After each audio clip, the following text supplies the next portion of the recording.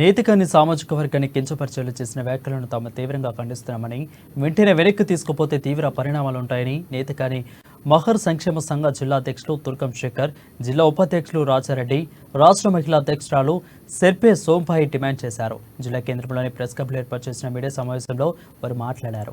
నేతికని సామాజిక వర్గాన్ని కించపరిచేలా వ్యాఖ్యలు చేసిన గుమ్మడి కుమారస్వామి వెంటనే బహిరంగ క్షమాపణలు చెప్పాలని అన్నారు.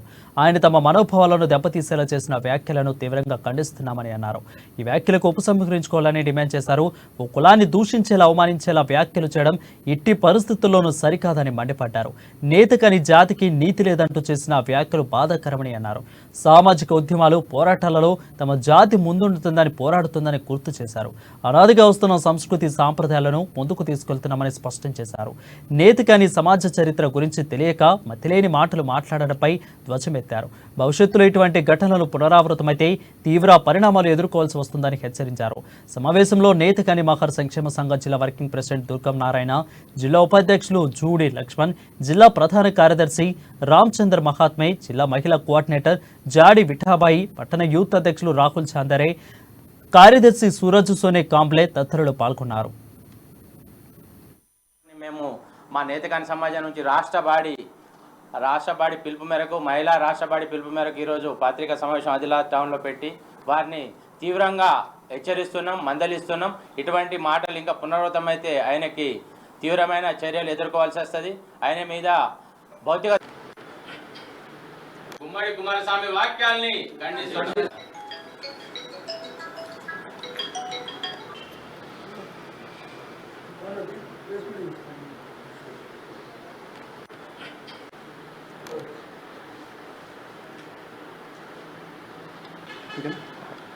ఈరోజు ఆదిలాబాద్ జిల్లా నేతకాని మహర్ సంక్షేమ సంఘం ఆధ్వర్యంలో మన గుమ్మడి కుమార్ స్వామి అనే ఒక మూర్ఖుడు ఏదైతే నేతకాని మహర్ సంఘాన్ని విమర్శిస్తూ నేతకాని మహర్ సంఘం ఏం లేదు, నేతకాని మహర్ సంఘం నైతిక విలువలని విమర్శించిండు.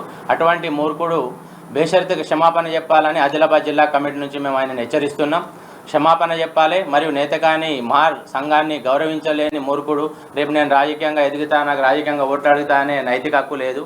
అటువంటి మూర్ఖుడిని మేము మా నేతకాని సమాజం నుంచి రాష్ట్రబాడి పిలుపు మేరకు, మహిళా రాష్ట్రబాడి పిలుపు మేరకు ఈరోజు పత్రికా సమావేశం ఆదిలాబాద్ టౌన్లో పెట్టి వారిని తీవ్రంగా హెచ్చరిస్తున్నాం, మందలిస్తున్నాం. ఇటువంటి మాటలు ఇంకా పునరావృతమైతే ఆయనకి తీవ్రమైన చర్యలు ఎదుర్కోవాల్సి వస్తుంది. ఆయన మీద భౌతిక దాడులు కూడా చేయడానికి కూడా నేతకాని సంఘం ముందుకు వస్తుందని మేము హెచ్చరిస్తున్నాం. బేషరతుగా తొందరగా నేతకాని మహర్ సంక్షేమ సంఘానికి వాళ్ళు క్షమాపణ చెప్పాలని మేము డిమాండ్ చేస్తున్నాం. కులపరంగా కాకుండా ఆయన కూడా ఎస్సే, మరి మేము ఎస్సీ నేతకాని మహర్ జాతికి చెందిన వాళ్ళము.